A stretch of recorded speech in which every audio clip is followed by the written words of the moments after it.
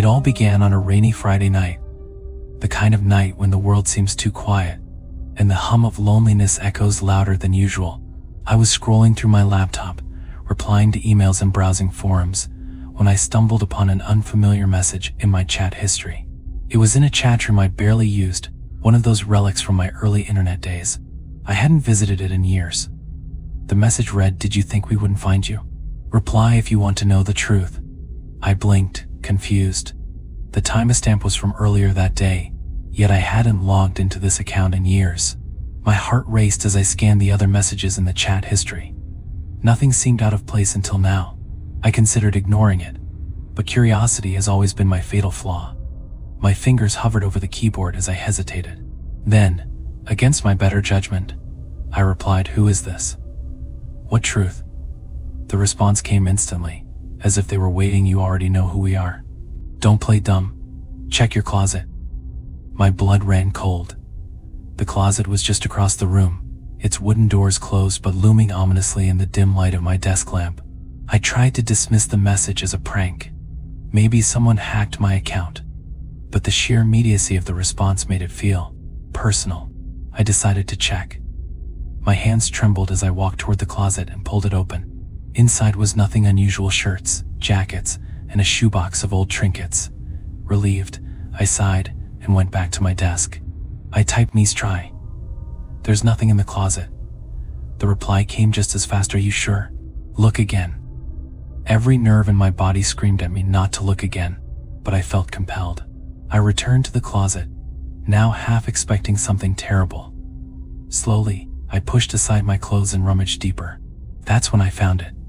Tucked into the back corner was a small, dusty envelope with my name scrawled on the front. The handwriting was mine, but I had no memory of writing it. I opened the envelope to find a single photograph. It was a picture of me asleep in bed, taken from the foot of my bed. The hairs on my neck stood up as I realized the angle of the photo matched the view from my closet door. My knees buckled, and I dropped the photo. Shaking, I typed into the chat, "Who are you? Why are you doing this?" The response chilled me to my core. "You shouldn't have replied. But it's too late now. Look outside your window." I froze. My apartment was on the 3rd floor, with a single window overlooking the street below. Against my better judgment, I approached the window. Rain streaked the glass, distorting the view. Then I saw it. A figure stood in the shadows, staring up at me. Their face was obscured by a hood, but their presence felt malevolent, like a black hole sucking the air from the room.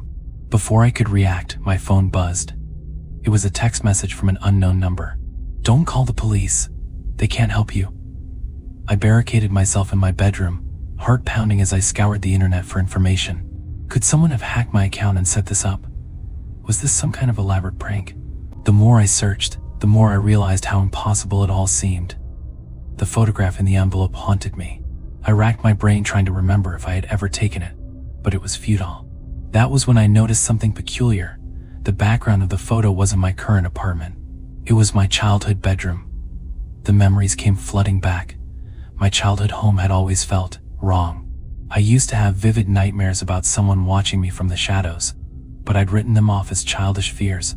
Yet here it was, a physical reminder of something I'd tried to forget.